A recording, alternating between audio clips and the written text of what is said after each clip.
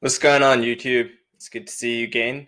And today we're going to be talking about some no-code stuff again, because I think that's what the channel is going to be focused on now, just no-code applications and how to help non-technical founders really start their companies up, because that's what we're all about. And so today's episode, I'm going to be talking about how I actually architect products as a non-technical founder. So I do have development experience, but this guide is for those who are slightly more non-technical and trying to think about how to actually put their product into on paper or like communicate it with people. And so these tips might help you break it down into different individual components so you can figure out exactly what you need to build to get your product out there. Now, this may not apply to some of the more techie products out there like AI, ML, virtual reality, and some of the other stuff that you may be looking to build. And so the rest of the stuff we can look at abstracting, but I'll just sort of talk about the core things you would need for like a traditional web app that doesn't require too much complexity, which is what most people are looking to build anyway with a new use case. So without further ado, let's get to it. So let me go ahead and shrink myself and move up here. So, these are the aspects of a standard web application that I've sort of identified over the past couple of years by developing different things. But if you come up with something that you think doesn't really fit in these eight that I should add, please let me know. Let me know down in the comments below. And I'm very happy to amend it because like being proven wrong is just part of the journey, right?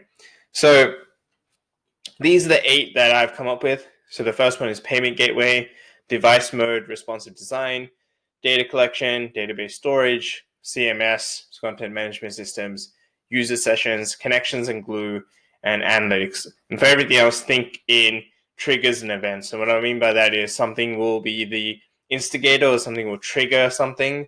For example, when you press a button, the event is fireworks explode, right? And so if you have a trigger and event, that's basically what you should abstract most of your logic to, which will help you as a no-code developer or even a normal developer, really. And so the eight things I've listed are not just aspects, but also like it could be physical features or just things to consider when you're doing application. Let's dive into each one by one. So starting off with payment gateways, how are the users going to pay you? So product considerations in this sense is what are the payment frictions? Can you reduce it? And what are the fees associated with your transaction? Because not all the providers or payment providers will have the same fees. And so you don't want people eating into your margins too badly. So you should take a look into what your options are. So your tools here are going to be Shopify, PayPal, Stripe, TransferWise. TransferWise has been amazing for me from some B2B perspective. Like having a bank account set up in multiple different countries has been super effective for me to take payments. So payment gateway is fairly straightforward, but just a consideration to have, whether you want to accept credit card, whether you want direct bank deposits. Generally, all the options are available to you. It's just up to you to decide what is going to have the least amount of friction and the least amount of fees. So device mode and responsive design. So this comes to like how you're actually, like what kind of devices your users are using to view your website or web application. So desktop, tablet, mobile, what comes first? So I think it's important to understand what do you think the majority will be using? Do you have some sort of empirical evidence to back that? Or do other websites have, or your competitors have a core focus? For example, like Canva is very much focused on desktop applications. It's very difficult to use on the mobile. And so they've doubled down on making a really awesome desktop application. Whereas you think of some of the applications like e-commerce stores, a lot of their conversions come from mobile. And so you should really think about which device you want to focus on and then think about like, how do you make it the best experience for that? Secondly, do you really need a native mobile application? This is something that you should be asking yourself, like, can you just get away with having a mobile browser experience? Because people like to reduce the amount of apps that they have. And so trying to take them off a mainstream application and download a very niche application can be very difficult. So really consider whether you actually need it or not. And so your tools in this sense are going to be just learning about front-end development, really. So display options, alignment, which I've added an extra E for some reason, and CSS effects. So these are going to be your bread and butter which is something you can learn as a no-code developer and still understand the web design elements. It's something we actually train in the No-Code Academy as well. So if that's something you're interested in, there's some links down below. So moving on, data collection. Do you have input fields? Do users give you emails or submit surveys? So essentially, like, are you collecting any data from your users, and how complex is that data? And so you should break down like what fields you actually require. Ideally, the less the better.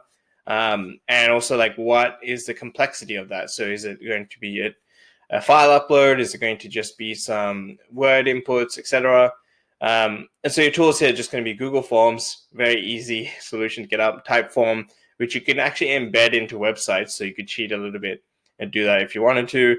Webflow, which is a really amazing web development platform. So they're a no-code tool, but they're somewhere between WordPress and Shopify, but halfway towards coding. So they use some of the principles of coding, but you don't actually touch any of it. So it's a very sophisticated web builder, or any of the other web builders. They usually have some sort of form input function where you can pick the types of fields that you want to use. Database and storage. Where do you store the information? So your considerations here are going to be how big is the data, what is the format, and do people need to access it, and who needs to access it, right? And so, yes, some of the web builders have inbuilt storage, or you may upload your emails to MailChimp, and so that could be a storage device. But sometimes you need something a little bit more complicated. So you can use Google Drive. You can even use Google Sheets. Like you could use Google Sheets as your database if you wanted to. I've used Airtable as a database in the past to consolidate a lot of the information and do some of the data transforms as well, especially when you're a no-code developer. You want to cheat a little bit when it comes to things like, user inputs their body mass and wants to get their BMI. That's something you want to do on the back end. So and the last one is going to be your CRM, so customer relationship management platforms like HubSpot and all those other ones. So database in this sense, even though in a developer context is more, you're thinking MongoDB and MySQL and things like that. But in this case, we're going to cheat a little bit because we're non-technical founders. And so we're just looking for a very simple solution for hosting and just make sure that, the people who need access can access it. And so I wanted to do a little bit of an example of what this kind of looks like. So here's a custom ordering form for a customizable product. And what I mean by that is, imagine like the user gets to pick the kind of label that they want on their beer. So when they do the e-commerce transaction, they can actually also tell you what kind of label image and what kind of label text they want on the beer. So in this case, we have Webflow, which is the form input. Then it has some sort of glue that connects it between Webflow and Airtable, which is where you store it. And then Webflow, the form goes through the whole e-commerce process. You may be able to add the Webflow form into the checkout process, but if you can't and they're separated, then you just have another trigger that pushes into Airtable that's an update saying paid tick. And so when the whoever's managing the backend processes sees that it's both paid and the form is filled out, then potentially we send an email using MailChimp to the factory manager or to the customer. And so here's a very simple automation for a custom ordering tool that you could do. And it does give you a lot more flexibility than, say, Shopify and the other applications out there.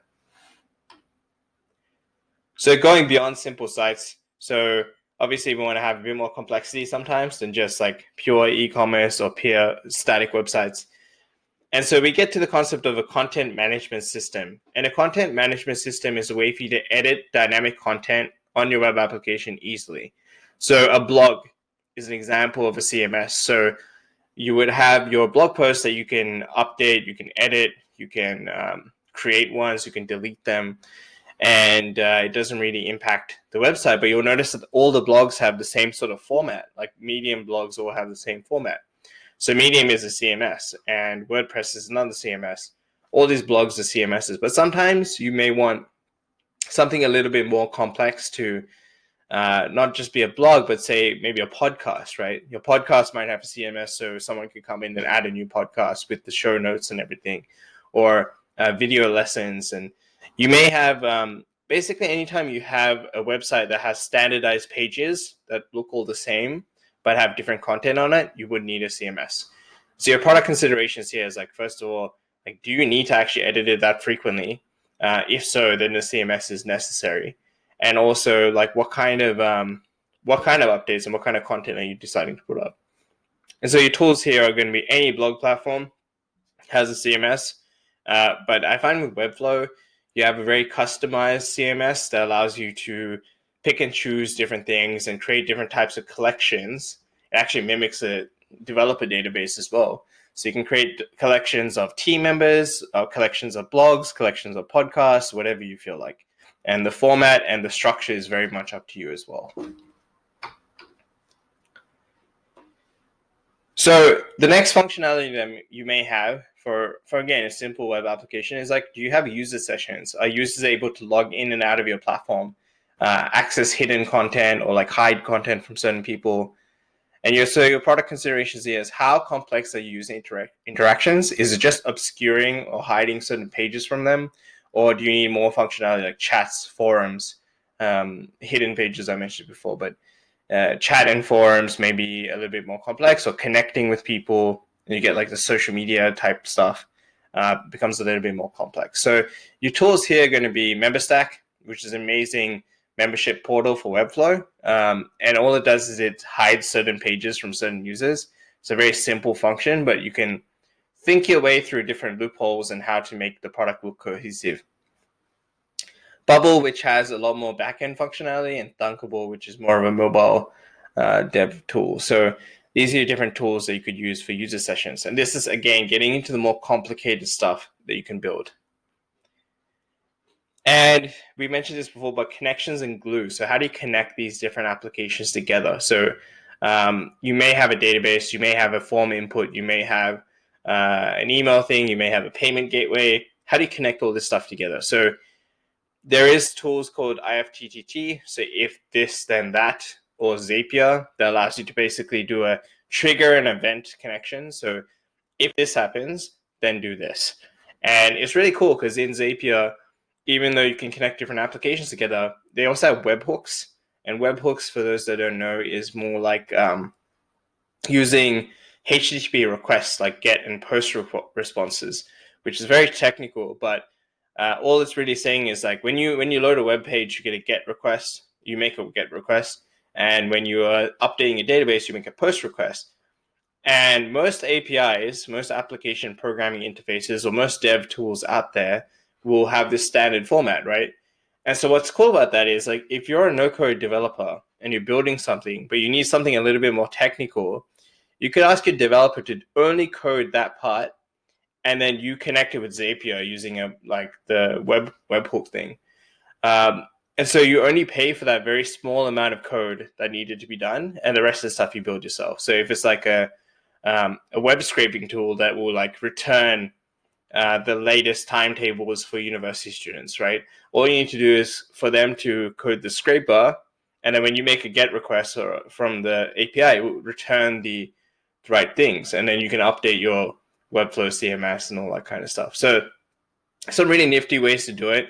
And I would really consider trying to build it yourself with no code before spending thousands of dollars on developers, or spending a lot of money learning to code like for 6 to 12 months. And so your product considerations here, if you are moving data from one platform to another, really think about the data laws there, like GDPR and all the other ones out there. Make sure that you're not breaching anything and your privacy policy is clear. I believe really strongly in data privacy, and so I think everyone should do their part, and also, just to make sure that you're adhering to the laws and things like that is important. And then how can you break down your architecture into triggers and events? This is exactly what we were talking about before. So how do you, you have your overall product, but how do you break it down into these are the triggers and these are the events that I want to happen? And that actually is the fundamentals of architecting a product. Once you do that, everything else will come.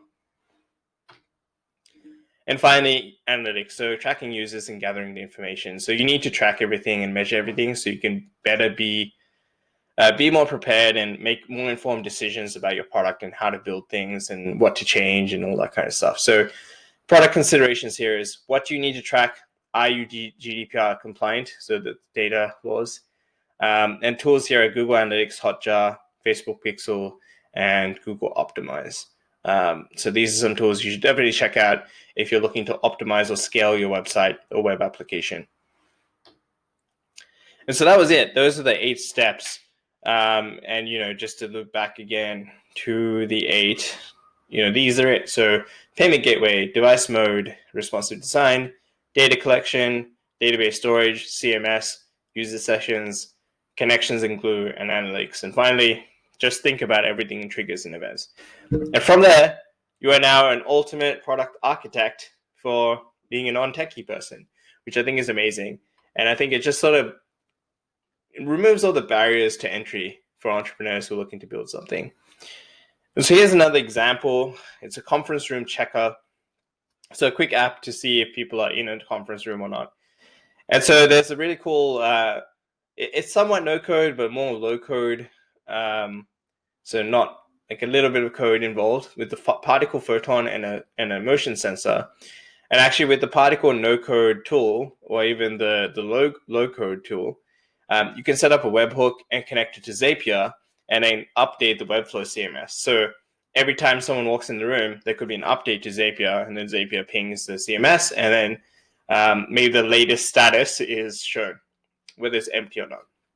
So that could be a really quick way and a really interesting way to do a conference room checker that's online, so someone can log in and see what's actually happening. So just goes to show like how easy it is to build stuff like this. The third one is like, memberships platform, like we talked before. So you have your Webflow pages, which is just your normal web pages, and then your member-only pages that people need to have a membership to see. Basically, it will just filter based on URL. So if it's /member is the URL, so www.ajprakash.net/members, then MemberStack will prevent people from going to that page unless they sign up. It's a very simple tool. And you can do all kinds of stuff. So, even here, I have the NFC tag. If you combine the previous examples together, you have the NFC tag that auto logs you into MemberStack and then shows you the pages. Or you can include conference room access based on the MemberStack profile. So there's so many things you can do, and I think the door is wide open for people to come into the no-code space and really build some amazing stuff. So if you're a non-technical founder, there's absolutely no excuses for you to not build your own stuff. And so I hope this really helps you get your foot in the door and understand what's possible. And just at the end, so if you really enjoy this stuff and you want to learn how to use these no-code applications and really understand the fundamentals. So when I teach no-code, I don't just teach you how to use drag and drop. I teach you exactly how HTTP requests work, how to look at the developer API and say, okay, this is what I'm going to extract from it. This is the information I need, and this is how I'm going to use it in a no-code tool. So it goes a bit above and beyond the traditional no-code scope, but I think it makes you into a no-code developer. So yeah, feel free to join my No-Code Academy. So it's www.nocodeacademy.net, and you get to work with me very closely, and look forward to seeing you there. But besides that, I really hope that you enjoyed the video, and I hope this added some value to your day. And at the very least, I would love for you to just subscribe, like, and comment. Leave me a comment on whether you got some value out of this, what kind of stuff you're looking to build, and also if you think there's anything I should add to the architecture scope. So thanks again, and I'll catch you guys later. See ya.